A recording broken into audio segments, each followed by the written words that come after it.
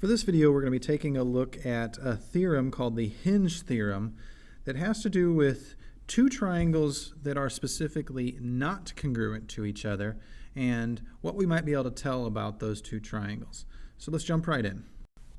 So imagine that two people are given an instruction to make a triangle using these two segments. They have to use a segment that's 3 units long, and they have to use a segment that's 5 units long. The third segment can be whatever length they want, but they need to make two different triangles, right? So one person might say, all right, I'm going to put my 3 unit long segment about like this, and I'm going to put my 5 unit long segment about like this. So I got my 3 here, I got my 5 here, and then my third side would be right there. And the other person comes along and says, well, actually, I'm going to make mine look a little bit different. I'm going to put my 3 unit long segment right there. I'm going to put my 5 unit long segment about like this.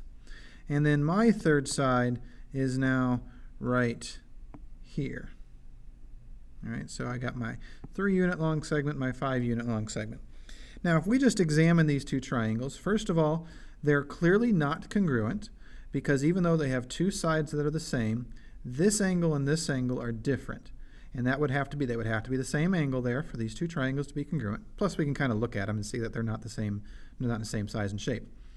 But if I look at these two triangles, I'll notice that this angle here is smaller than this one over here, right? This person, when they made their triangle, they made an angle here that ended up smaller than the angle made by this person that made this triangle.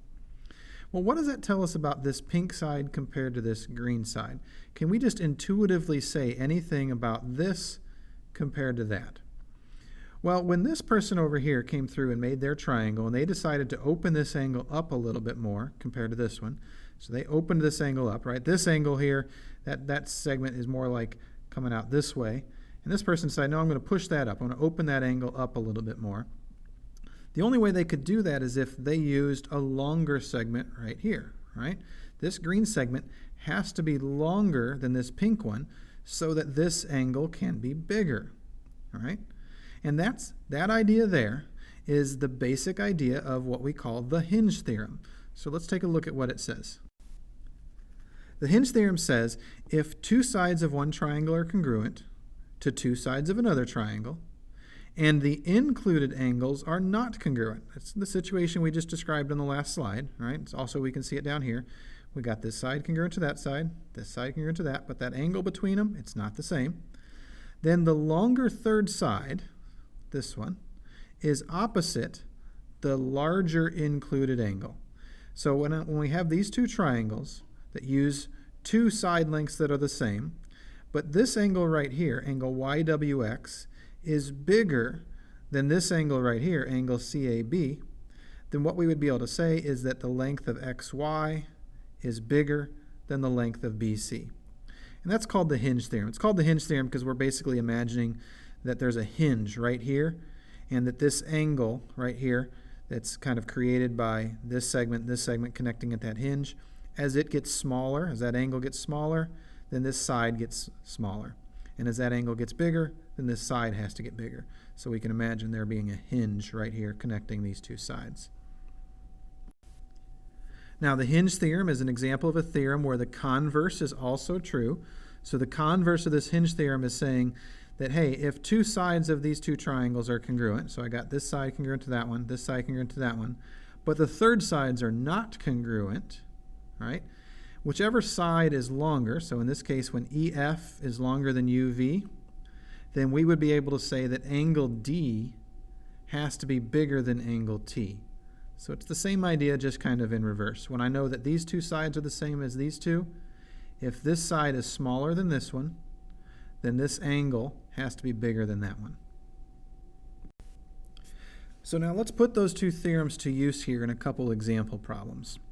This first example problem asks us to say, okay, AB, BC, and CD, this segment, this segment, this segment, which one's the shortest and which one's the largest? All right, what's their order from least to greatest? And you'll notice that what we have here is we have 3 triangles, and each of those triangles uses one segment that has this mark on it and one segment that has this. Let me color code those just so you can kind of see what we have. We have, in each triangle, we have one of these pink segments. We see it here and here. And then we have one of these green segments that we see here and here. So all three of these triangles are using one pink segment and one green segment, right? But then this third side is going to be different lengths. Well, this triangle has a 58-degree angle between those two. This one has a 56-degree angle between those two. And we're left with this angle blank, but we should be able to figure it out because we know that all three of these angles, they're kind of combining to make this straight line. So that means that all three of these angles should add up to 180. So let's do some quick math to figure out this missing angle. If we take 58 plus 56 plus x, I wrote an x instead of a plus sign, plus x, all three of those need to equal 180. And again, I'm using this x to represent this missing angle right there. So that's going to be 114 plus x equals 180. So now if I subtract 114 from each side, that missing angle is 66 degrees. 66 degrees. So okay, if I just compare these two triangles, forget about this one over here. Again, they're both using this green segment and then one of the pink segments. Since this is a 58-degree angle, but this is a 66-degree angle, it means that BC has to be longer than AB. So let's just kind of write that over here. I know that BC has to be longer than AB. But then if I compare maybe this triangle to this triangle, again, both using a pink segment and a green segment, but the angle between those two goes from 56 over here to 66 over here. That means that BC right here, which is across from the 66-degree angle, has to be bigger than DC, which is across from the 56-degree angle. So BC is also bigger than DC. All right, so I know that BC is the greatest, right? So the biggest side has to be BC. But what about comparing AB to DC? Which one of those is bigger? I know that BC is bigger than both of them, but which one of these two is bigger? Well, again, this triangle using the 58-degree angle and this triangle using the 56-degree angle, they're both using a pink side and a green side. Pink side, green side. But since the 58-degree angle is over here, it means that AB is bigger than DC. Right? Since the 58 is bigger than the 56, then this side is bigger than that side. So if AB is bigger than DC, that means DC is the smallest. It's the smallest of the sides, and that puts AB right in the middle. So there's our order from least to greatest on this picture. Now this problem is similar to the last one, only now we're putting three angles in order from smallest to greatest. So let's just identify first where are these three angles in our picture. So I'm going to kind of color code them. Angle PTU is right here. Angle SQT is right here. And then angle QSR is right there. So those are my three angles that I'm trying to figure out. Now let's look at the segments that make those angles in each triangle. In this triangle, that angle there is being made by this segment and this segment. I notice that it's an 8 and a 7. Let's do a little bit more color coding here. I have an 8-unit long segment, and then I have a 7-unit long segment right here.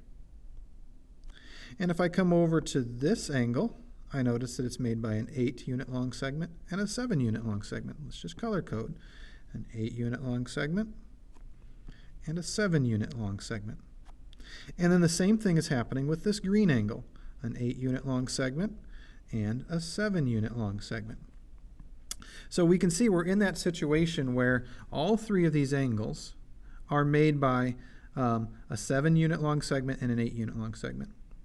So now we go and look at the side, the third side of each of these triangles, right? So across from this one is a side of length 8. And across from this one is a side of length 6. And that means this angle has to be bigger than that. Since that side is bigger than this angle is bigger than this angle. So let's write that out. The measure of angle PTU is bigger than the measure of angle SQT. And then we look at these two. Let's compare these two. Well, this one's across from, this angle here is across from a side that's 6. This angle here is across from a side that's 7, which means that this angle has to be bigger than that one. So let's write that out real quick. the measure of angle QSR is bigger than the measure of angle SQT. So, okay, do we have enough to say what's the biggest? Well, PTU is bigger than SQT, but so is QSR, bigger than SQT. Well, that tells me the angle SQT must be the smallest. So we can go ahead and, if we're trying to write our order of the three sides, or the three angles, I now know that the measure of angle SQT is the smallest. The measure of angle SQT is going to be my smallest. But now I just need to figure out which one of these two is bigger, PTU or QSR.